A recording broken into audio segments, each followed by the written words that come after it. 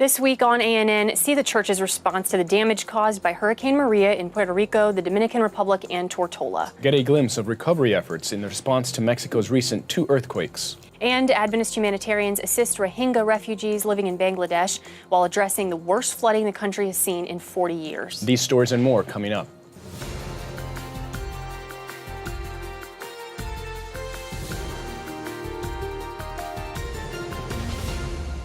Leaders of various Adventist entities in Puerto Rico are assessing the damage in wake of Hurricane Maria. The storm slammed into the island last Wednesday at 155 miles per hour, or nearly 250 kilometers per hour. The damage is cataclysmic. The majority of the island's 3.5 million residents don't have electricity, food, water, or access to life-saving medicine. Damaged or destroyed power lines and cell phone towers have impeded communication operations among emergency response officials. The administrator of Bellavista, the church's hospital in the nation, says it is operational. Luis Rivera told the governor of Puerto Rico the hospital is housing and treating 62 patients. The church's Inter-American region, along with Loma Linda University Health, is sending funds to Bellavista to ensure it remains open to serve. Other Adventist leaders have also sent reports, including the president of Antillean Adventist University. Obed Jimenez said that 210 students and faculty living on campus are safe. He also says the university has enough supplies and plenty of food to sustain operations. According to the director of communication for the church's entire Puerto Rico territory, Adventist radio stations in the nation are unable to broadcast. Leaders will continue to make assessments as they prepare to assist church and community members in need. Our Hurricane Maria coverage continues with reports of a daring rescue operation in the Dominican Republic. A handful of master guides are responsible for rescuing 60 people in Hato Mayor. A master guide is the highest level of the Pathfinder curriculum within Adventist Youth Ministries. The curriculum teaches various survivor skills in addition to its spiritual development activities. The master guides assisted scores of people when water began to flood the El Renacer Seventh-day Adventist Church, where the group took refuge. They then helped families climb over walls and fences to leave the church. Luckily, the group only had to travel a short distance. They headed toward the El Amor Adventist Church, which is located 200 meters or 656 feet from El Renacer. El Amor was sheltering more than 300 people before the group from El Renacer arrived. Berora is one of the master guides who helped the group traverse high water to reach the church. According to Berora, the water went up to their chests. He said, "We held hands and headed through the streets away from the strong currents. We saw many people about to drown, but we locked arms with them and pulled them to safety." Adventist members and leaders throughout the nation have served their communities by meeting urgent needs. Members donated enough food, water, clothes, sheets, and mattresses to fill 4 trucks. The materials were then distributed to families in need. Some have partnered with World Vision to provide breakfast and dinner to 500 people in El Saibo. ADRA Dominican has distributed 350 hygienic kits to families in Miches. The agency will distribute 350 more within the same territory in Hato Mayor and El Saibo in the coming weeks. The recent 7.1 earthquake in Mexico City killed hundreds, pulverizing dozens of buildings, and severely damaged thousands of buildings and homes. The damage has left thousands without shelter, food, water, and medicine. Adventist churches and schools have served as food dispensaries and medicine stations in response. Church administrators, pastors, and members have also joined various search and rescue operations throughout the city.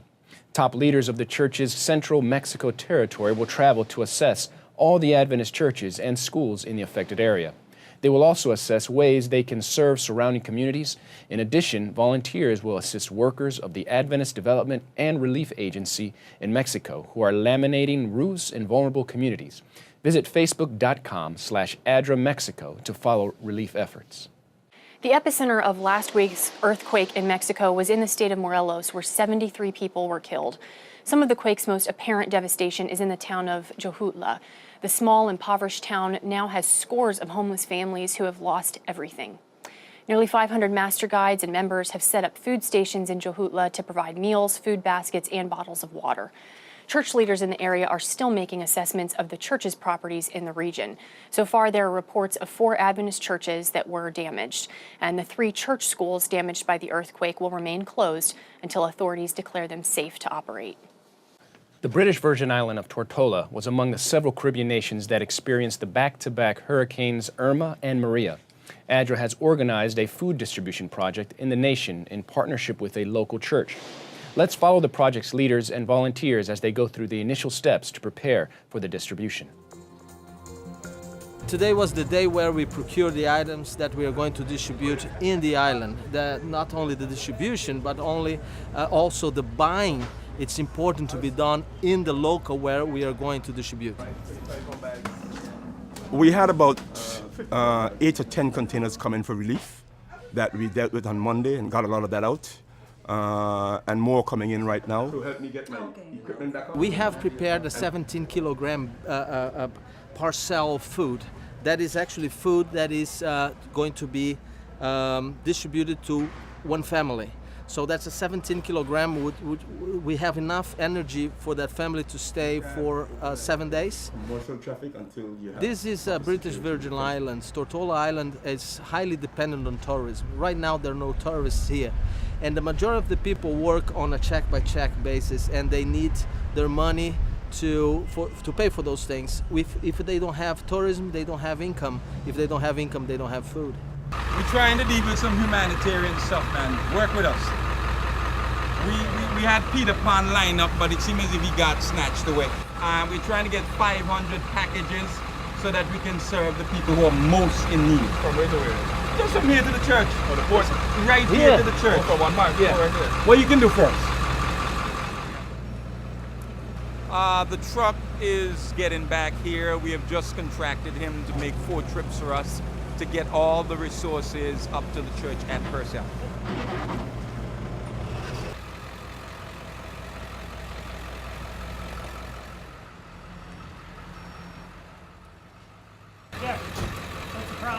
Now we need more people to help us unload. We're supposed to have like 12 volunteers here, but we only one show up, which is you.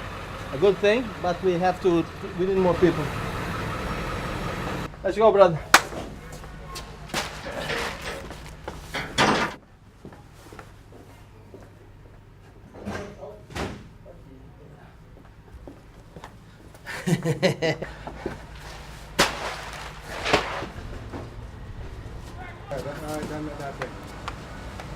We used the whole day today to get everybody moving, and we got all the pieces together. At the end of the day, we got it finished. The job for today is done. We got the money in, we got the materials to be ready to be distributed on Sunday, and that is a good thing.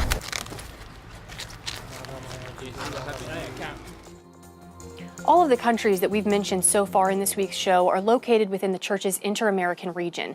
This region is also known as the Inter-American Division, or IAD. The president for the territory, which encompasses 42 countries and islands, is Israel Leto.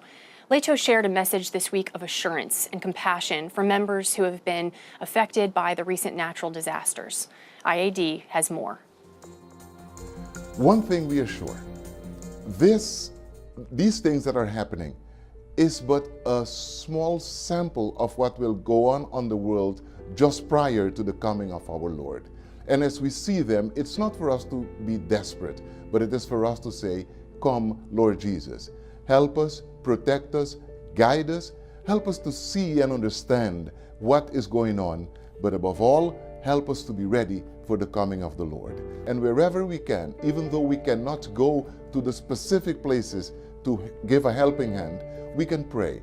When an offering is asked for, we can contribute. We can always think on the brethren that are going through these troubled times. And those who are going through these troubled times, please remember, your life has been upset, but don't forget, the Lord loves you, your church loves you, and we will care for you as much as we can.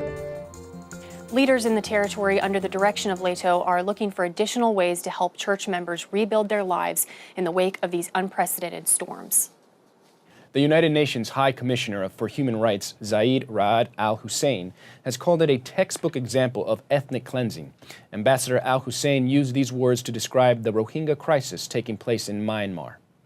The Intersector Coordination Group, or ISCG, oversees relief efforts among humanitarian agencies in Bangladesh.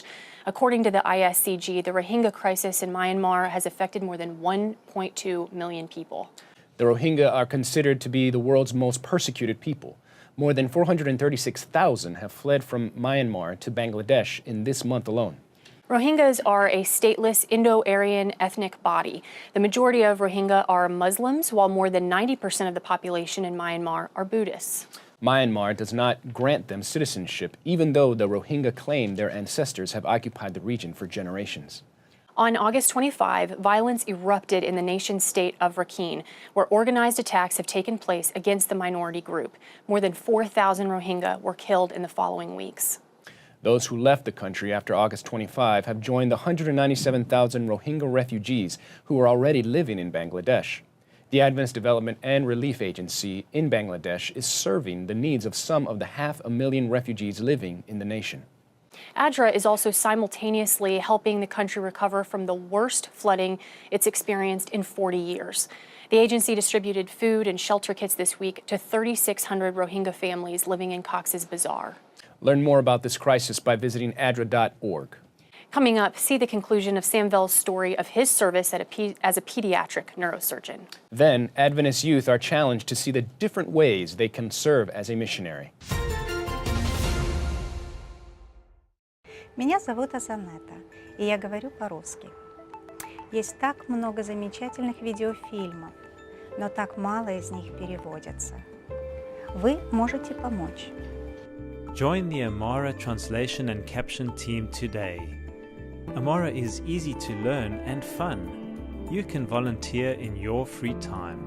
Join this community today and provide great content in your language.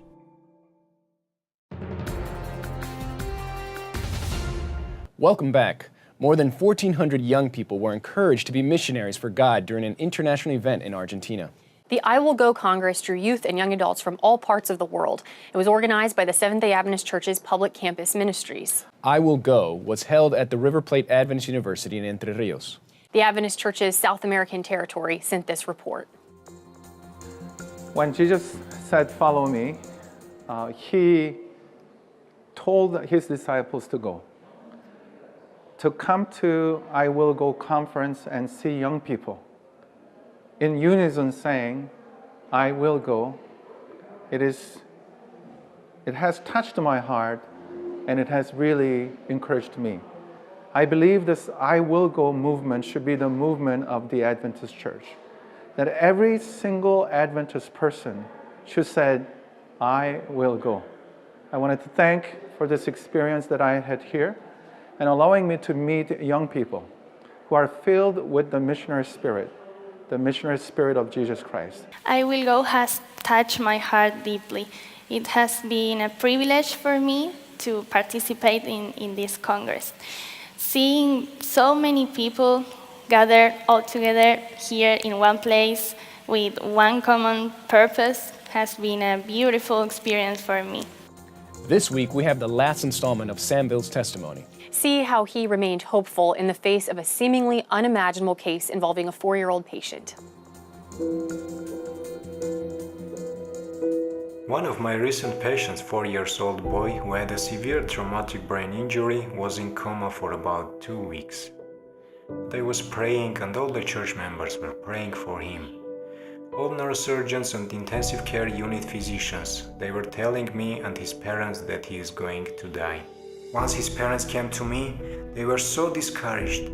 They told me that everybody were telling that they will lose their son soon. But I had a great hope and told his parents, "Pray and don't pay attention to them. Our God is great and your son will survive." The other day I told all medical staff that the boy would not die.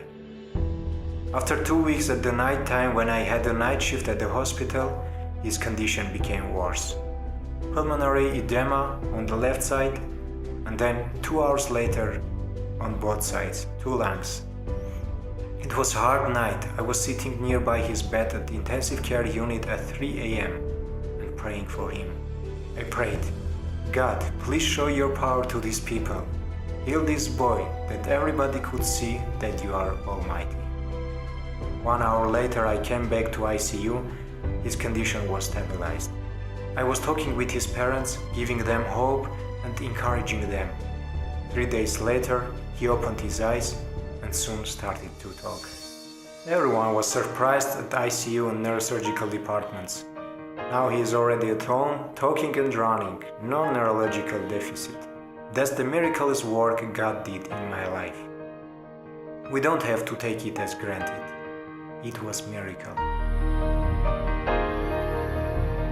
Each patient has his own story, but God is always the same. The story of Dr. Ben Carson had a great impact on my choice, and one of my dreams was to meet Dr. Carson face to face and say words of appreciation and admiration. Pediatric neurosurgery is hard, stressful, but I love what I do. And I thank God because I have great understanding and support from my wife. It takes all my time, but two things are more important for me: time for God and time for my wife and my family. As my favorite Bible text says, those who hope in the Lord will renew their strength. They will soar on wings like eagles. They will run and not grow weary. They will walk and not be faint. Let's be a source of inspiration on this earth.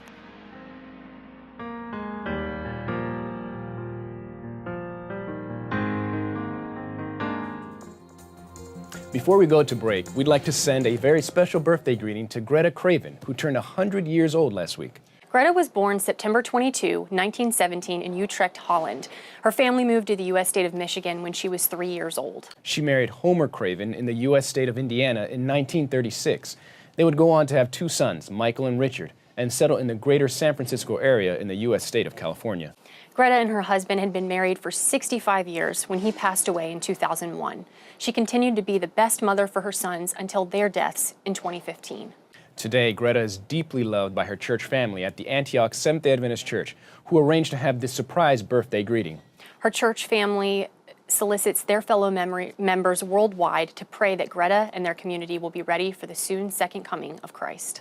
Greta, we wish you God's many blessings this year and beyond. Happy birthday.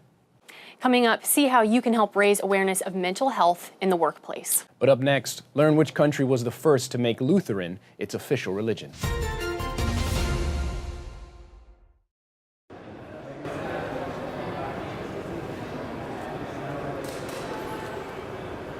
May I work in with you, young fella? Yeah. Go for it.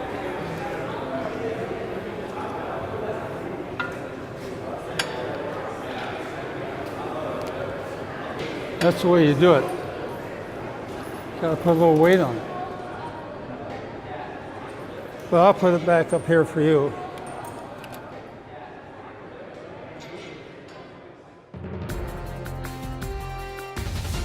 Welcome back. Did you know that the Protestant Reformation also made its way to Northern Europe? Theologians from Denmark and Sweden, who were greatly influenced by Martin Luther, led profound spiritual revivals in their respective nations. Learn about the Scandinavian Reformation in this week's episode of Lineage.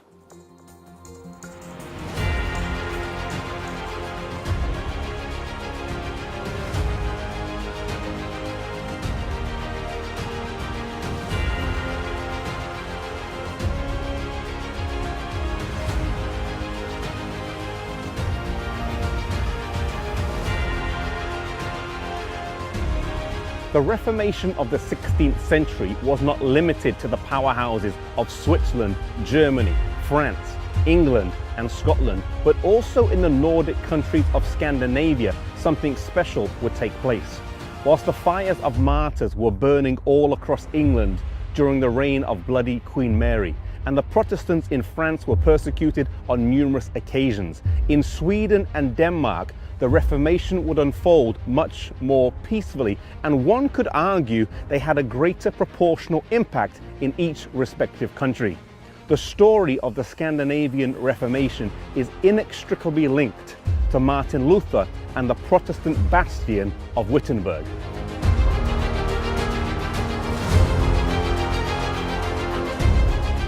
In the country of Denmark, one of the principal figures in the Reformation was a man named Hans Tausen. Like many others, he had grown up in a Catholic family and spent some of his early years in a cloister. He completed much of his education in Denmark, where he was noted for his understanding of Latin and Hebrew, but he would also go on to study in Cologne. Whilst there, he came across some of Luther's writings, and in 1523 he went to Germany, where he met Martin Luther and became acquainted with the new ideas that were being espoused. He would spend 18 months studying there with Luther, after which he would return to Denmark, where initially he kept it a secret that he had been in Wittenberg.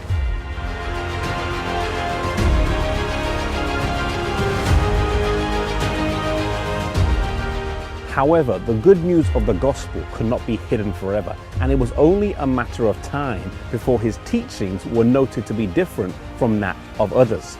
He was soon expelled from the cloister, but this was perhaps the biggest mistake that his opponents could make. Now they had no control over him, and he was able to travel and preach throughout the whole country, causing a great revival. He also translated the Pentateuch into Danish, and this was circulated widely. Towson lived faithfully here in Denmark for the rest of his life, and his influence was key in this whole country accepting the Reformed faith. This church here in Copenhagen was built and named after him in memory of the great influence he had on the spiritual history of this nation.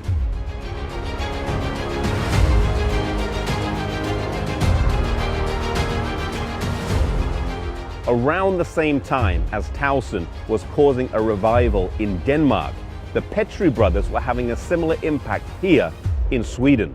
The work in these two countries shows that the disciples were just as powerful and scholarly as the giants under which they studied.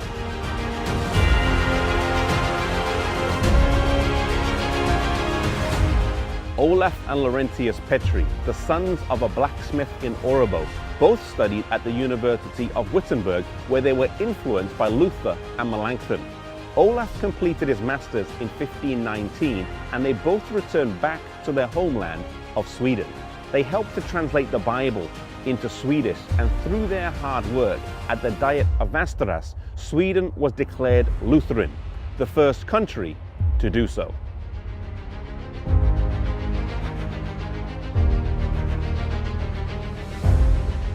Olaf Petri was buried here in this church, which later became the National Cathedral, supplanting the Uppsala Cathedral, a testament to the great work that he and his brother did.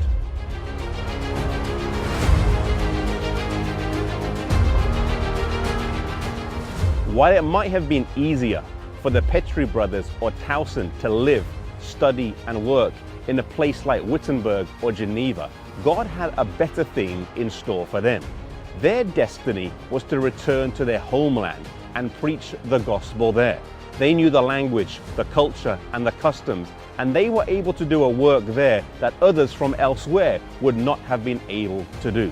Whatever work you do, may you start with that which lies nearest, whether it be your home church, which might be small, humble, and not so lively, or maybe it's your home country.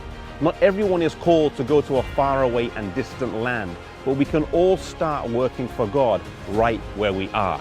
May you follow God's call as these men did in years gone by.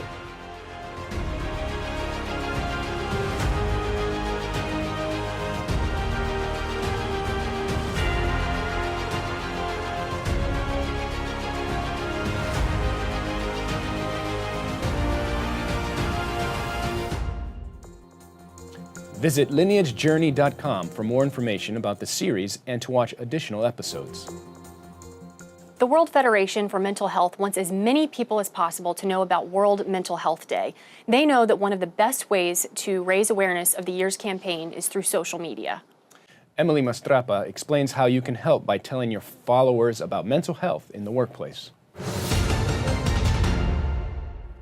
1 in 4 adults will experience mental health difficulties. 1 in 5 people in the workplace experience a mental health condition. Yet there is no shared vision for mental health in the workplace. The World Federation for Mental Health is trying to change that. World Mental Health Day is October 10. This year's theme is mental health in the workplace. The Federation for Mental Health is giving you resources to celebrate World Mental Health Day on social media. So what can you do to show support? You can raise awareness on social media with the hashtag World Mental Health Day. And you can sign the pledge to commit to promoting mental health. You can also post the graphics that they provide at wfmh.global.